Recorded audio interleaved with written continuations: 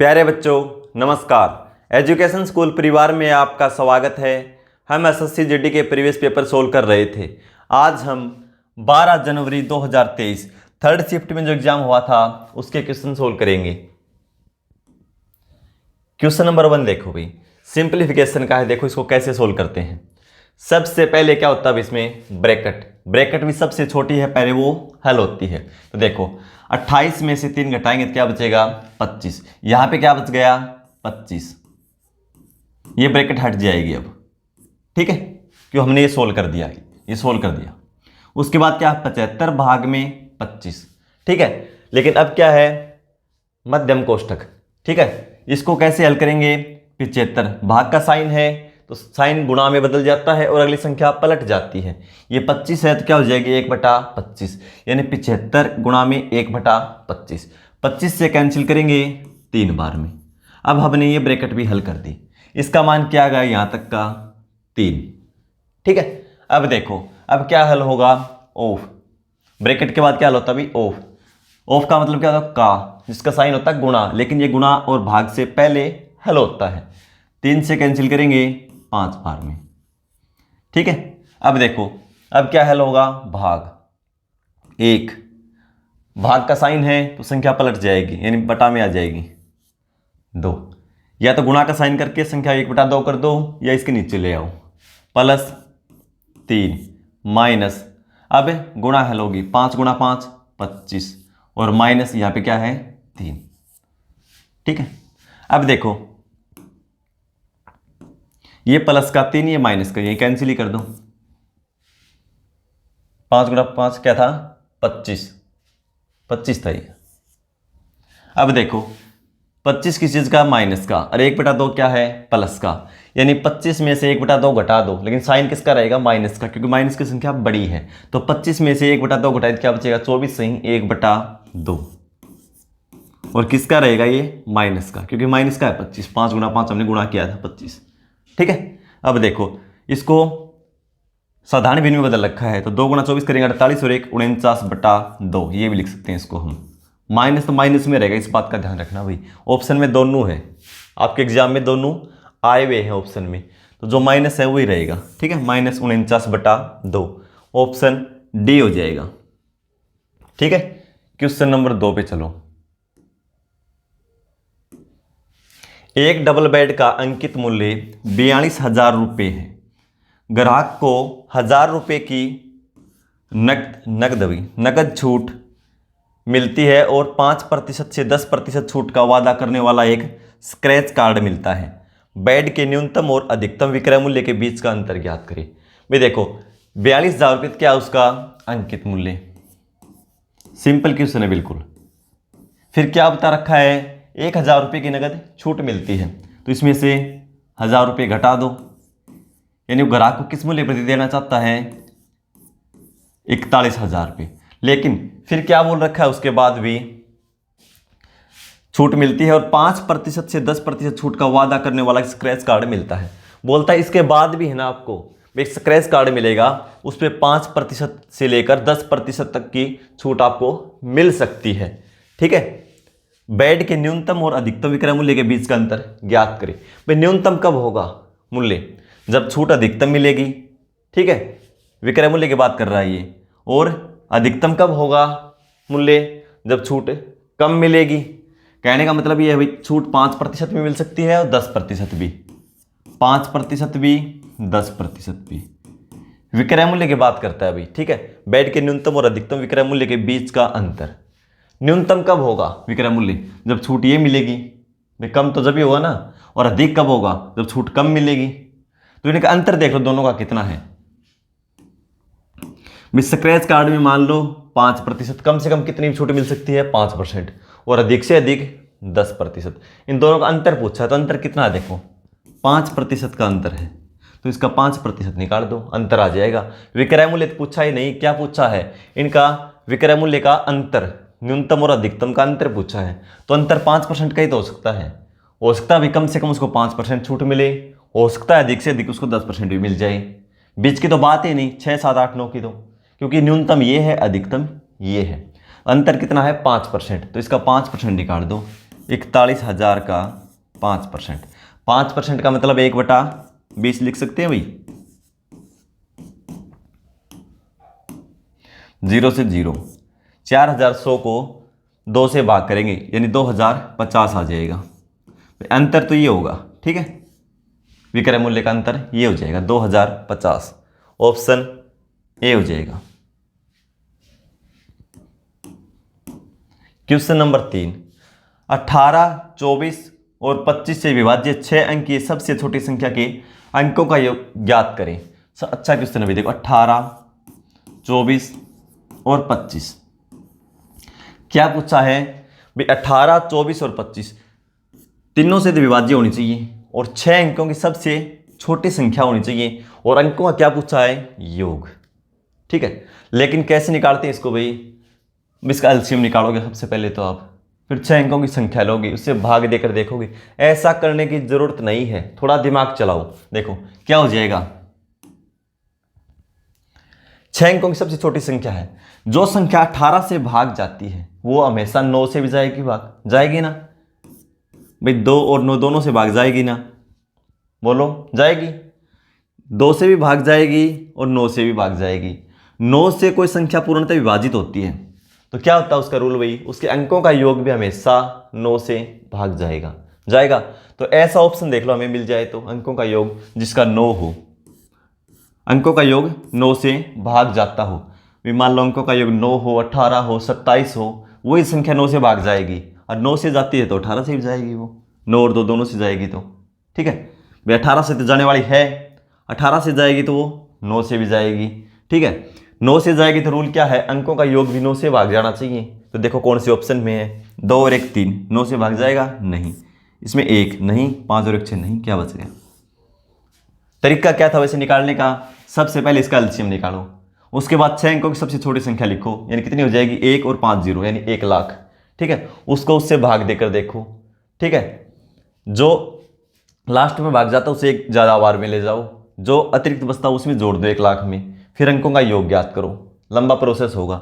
हमें क्या देखना है भाई, 18 से भाग जाती है 9 से ही भाग जाएगी, और 9 का क्या रूल है, अंकों का योग 9 से भाग जाना चाहिए, और अंकों का योग पूछ रखा है तो योग ये 9 से भाग जाएगा। हो सकता है 9 हो, योग 18 27 जो भी मिलेगा, लेकिन ऑप्शन 1 में ही है तो हमें ज़्यादा करने की जरूरत है नहीं। ठीक है, क्या हो जाएगा ऑप्शन बी।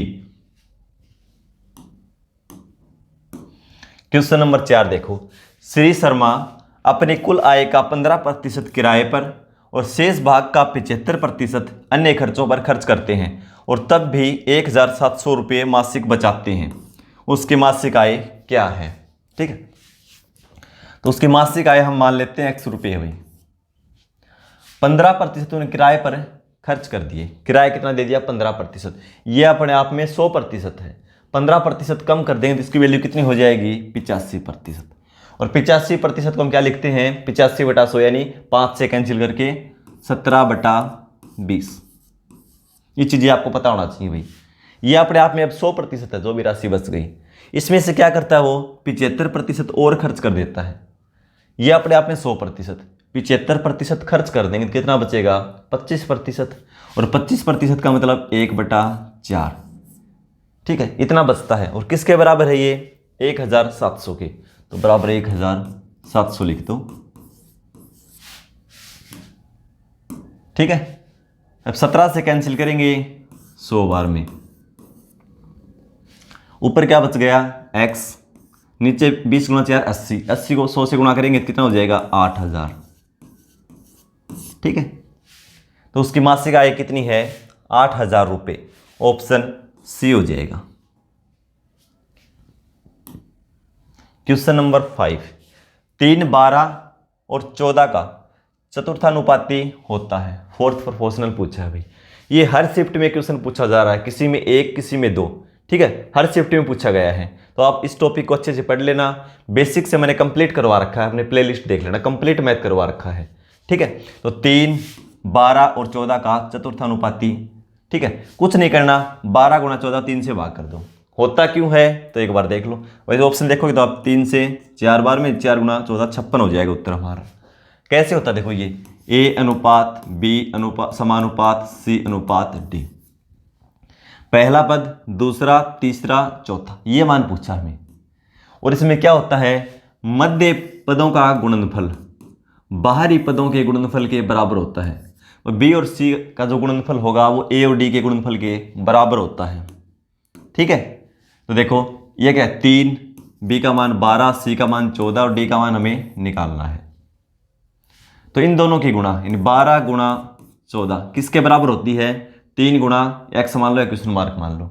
ठीक है, तो हमें क्वेश्चन मार्क का मान निकालना है तो 3 से भाग करना पड़ेगा। कितना, 14 गुणा 4 56। यदि आपने टॉपिक को अच्छे से समझ रखा है तो ये करने की जरूरत नहीं है। मध्य अनुपाती पूछे, तृतीय अनुपाती पूछे या चतुर्थ अनुपाती पूछे, सीधा निकाल सकते हो आप। 12 और 14 की गुणा करो, 3 से भाग कर दो। ठीक है, ठीक है, आगे आएगा क्वेश्चन और बताऊंगा। इस शिफ्ट, हर शिफ्ट में एक क्वेश्चन पूछा जा रहा है कंपलसरी, हो सकता है किसी में 2 भी हों। तो ये टॉपिक अच्छे से कवर कर लेना एसएससी जीडी के लिए। क्वेश्चन नंबर 6 देखो, एक सब्जी विक्रेता अपनी बिक्री वास्तविक वजन से 12% कम वजन का उपयोग करके करता है। जो भी सब्जी बेचता है वो क्या करता है, जो वजन बताता है ग्राहक को उसके बजाय 12% कम वजन का उपयोग करता है, फिर भी क्रय मूल्य पर 32% का लाभ कमाता है। कुल प्रतिशत लाभ ज्ञात कीजिए। क्या करता है भाई, 12% तो कम तोलता है, वजन का प्रयोग यानी कम करता है, और 32% का लाभ भी कमाता है। तो कुल लाभ पूछा कितना हो जाएगा। ठीक है, जोड़ मत देना भाई। देखो 32 और 12 44 भी ऑप्शन में है, गलती यही करते हो आप। कैसे हल करते हैं इसको देखो। मान लिया हमने, उसके पास 100 ग्राम वस्तु है। ठीक है, उसका मूल्य भी कितना है, 100 रुपये ही मान लिया हमने। क्या करेगा वो, 12% कम तो लेगा। भाई कोई ग्राहक 100 ग्राम वस्तु लेने के लिए आता है, 100 ग्राम वस्तु लेने के लिए आया, 12% कम तोल दिया, तो इसका 12% कितना हो जाएगा, 12। 100 में से 12 घटाएंगे यानी वो 88 ग्राम उसको तोल के देगा।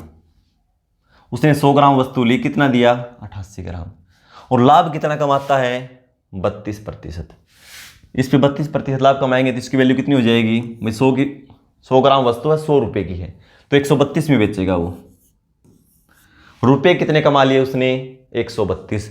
वस्तु कितनी दी है, 88 रुपये की। तो लाभ कितना हुआ, देखो कितना लाभ हुआ, यानी 32 और 12 44 रुपये का उसने लाभ कमा लिया।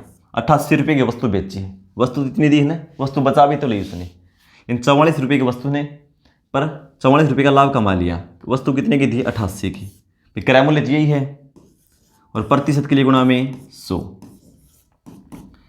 44 से 2 बार में 2 से ये 50। कितना लाभ कमाता है, 50%। और आप देखोगे कि दोनों को जोड़ दोगे 44%, गलत हो जाएगा। रियल में लाभ कितना कमाता है, 50%। Option C. क्वेश्चन नंबर 7, 500 रुपये की धनराशि पर 2 वर्षों के लिए वार्षिक रूप से चक्रवृद्धि ब्याज और साधारण ब्याज के बीच का अंतर 1.25 रुपये है। वास्तविक ब्याज दर ज्ञात कीजिए। हमारे पास मूलधन प्रिंसिपल भी है, टाइम भी है, और साधारण ब्याज सीआई और एसआई का अंतर भी है। क्या निकालना, रेट निकालनी है भाई। कैसे निकालते हैं तो देखो, एक तो फॉर्मूला, सीधा फॉर्मूला बनता कैसे है आपको वो भी बता दूंगा। फॉर्मूला क्या होता है भाई, डी बराबर पी इंटू आर बटा 100 का स्क्वायर होता है भाई। ये कैसे बनता आपको बता दूंगा, रटना नहीं है बिल्कुल भी। तो एक बार अपना क्वेश्चन देख लो। डी का मतलब डिफरेंस, अंतर कितना है, 1.25 रुपये। डी किसके लिखूंगा, 1.25। 10 मैंने हटा दिया, बटा में 100 कर दिया, बराबर पी यानी प्रिंसिपल मूलधन कितना है, 500, आर बटा 100 का स्क्वायर। ठीक है, तो आर की वैल्यू तो हमें निकालनी है यानी आर का स्क्वायर लिख लो, और बटा में 100 का स्क्वायर यानी 100 गुणा 100, इसका कर सकते हैं 100 का। ठीक है,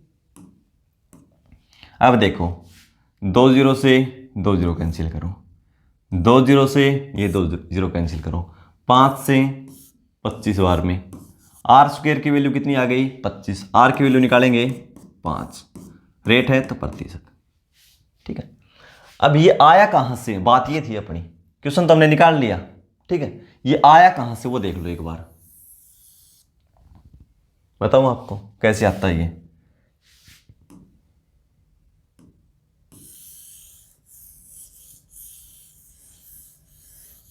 क्वेश्चन हमने समझ लिया, ये कैसे बना फॉर्मूला वो बताता हूं आपको। देखो धनराशि कितनी थी 500 रुपये, ठीक है। 2 वर्ष का हम ऐसे ही निकालते हैं ब्याज, 2 लाइन लगा लेते हैं। साधारण ब्याज और चक्रवृद्धि ब्याज का जब अंतर निकालना हो, या चक्रवृद्धि ब्याज भी निकाल सकते हैं ऐसे। रेट हमने मान ली R%, और R% का मतलब क्या होता है भाई, R/100, ये होता है ना। तो इसका क्या किया हमने, R/100 किया, R/100 जो भी मान आया। 500 का क्या किया हमने, 500 का पहले निकालेंगे R/100, जो भी वैल्यू आई ये आ गई नहीं यहाँ पे। फिर दोबारा क्या करते हैं, ब्याज का ब्याज निकालते हैं 2 वर्ष के लिए, इसका दोबारा फिर R/100 करते हैं, यानी फिर R/100 ये करते हैं, ठीक है। क्या जाता है फिर अंतर, ये आता नहीं यहाँ पे अंतर, ये 1.25 दे रखा है। तो यहीं से फॉर्मूला बन के आए। देखो ये क्या हो गया, अंतर, देखो D, और ये देखो P ये लिख रखा, R², ये हो गया R² बटा में 100 का स्क्वायर, तो ये हो गया। ऐसे बढ़ता है ये, ठीक है। तो हमारा आंसर क्या हो गया था, 5%।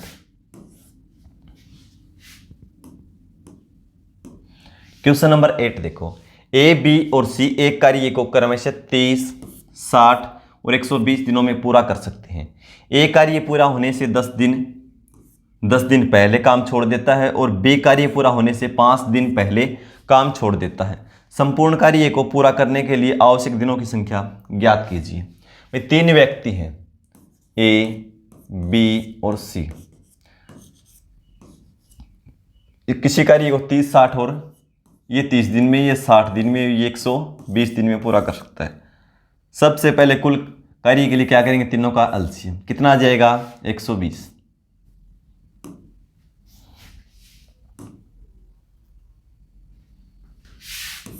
एक सौ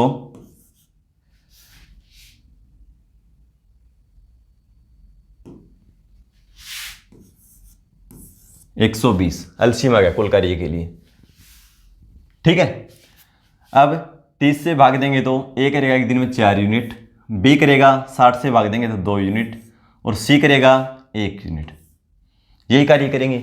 फिर क्या बता रखा है ये देखो, भाई ए ने कार्य पूरा होने से 10 दिन पहले काम छोड़ दिया।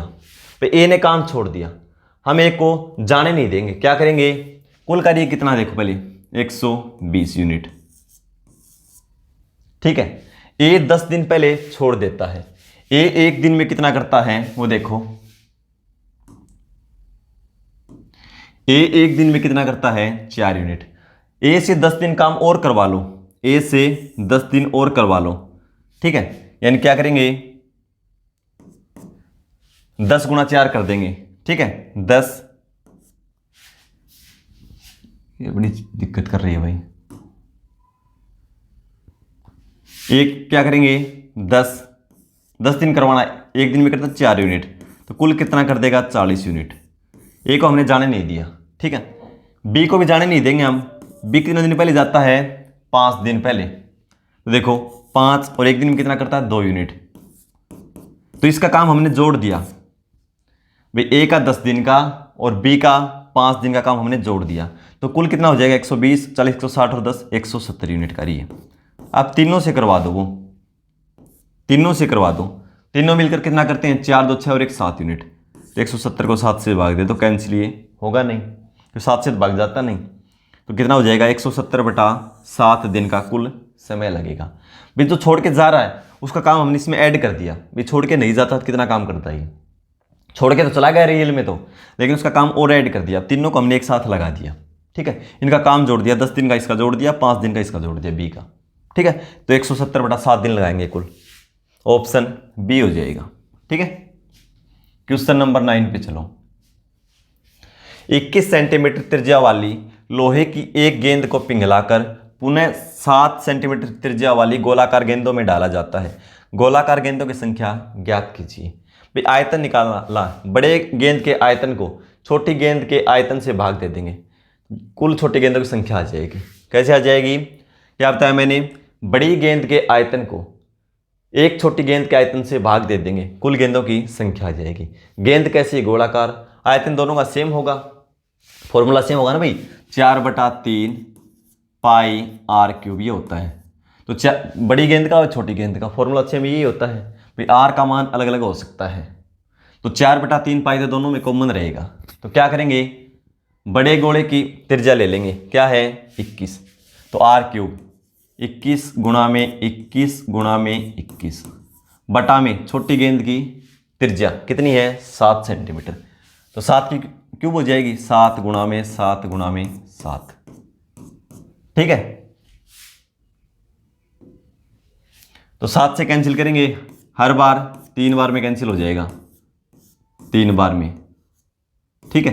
तो 3 की क्यूब 27, तो कुल छोटी गेंद कितनी हो जाएंगी 27, क्योंकि 4/3 पाई तो दोनों में कॉमन था, मैं यहाँ लिख देता तो कोई बड़ी बात नहीं, 4/3 pi r cube, 4/3 pi r cube, ये तो कैंसिल होना ही है, ठीक है। तो बड़ी गेंद के आयतन को छोटी गेंद के एक छोटी गेंद के आयतन से भाग दे देंगे, तो कितना आ जाएगा कुल गेंद 27, ऑप्शन ए हो जाएगा। क्वेश्चन नंबर 10 पे चलो भाई। 5 और 12 के तृतीय अनुपाती का 5, 8 और 9 के चतुर्थानुपाती से क्या अनुपात है। एक क्वेश्चन पहली बार का इस शिफ्ट में, ठीक है, दूसरा और पूछ रखा है। तो ये बता दिया था कैसे निकलते हैं आपको। तृतीय अनुपाती का मतलब क्या है, ये ए है, ये बी है और सी का मान निकालना है, ठीक है। जो भी मान आए, यहाँ पे क्या ए बी और ये सी, यहाँ डी का मान निकालना है। इसका जो भी मान आए इन दोनों का अनुपात, जो पहले मान आया था तृतीय अनुपाती और चतुर्थानुपाती का अनुपात पूछा है। तो देखो 5 और 12 का तृतीय अनुपाती, इसका मतलब ये होता है ये ए अनुपात बी समानुपात बी अनुपात सी, तृतीय अनुपाती की बात की जाती है। बी का मान यहाँ पे कितना है 12, तो यहाँ भी 12 होगा, यहाँ भी 12, ए का मान 5, सी का मान निकालना है। तो मैंने क्या बताया था, मध्य पदों का गुणनफल बाहरी पदों के गुणनफल के बराबर होता है। तो कितना हो जाएगा ये 12 का स्क्वायर 144 किसके बराबर होगा, या एक्स मान लो 5x के बराबर। एक्स की वैल्यू निकालें तो क्या जाएगी 5 से भाग दे दो, ये आ गया इसका तृतीय अनुपात। इसका क्या निकालना हमें चतुर्थानुपाती, यानी ये ए ये बी और ये सी, तो बी और सी का गुणनफल ए और डी के गुणनफल के बराबर होता है। तो 8 × 72, 72 को 5 से भाग दे दो, डी का मान आ जाएगा। 72 को 5 से भाग दे दो, इन दोनों का रेशियो निकालना है तो रेशियो कर दो, ठीक है।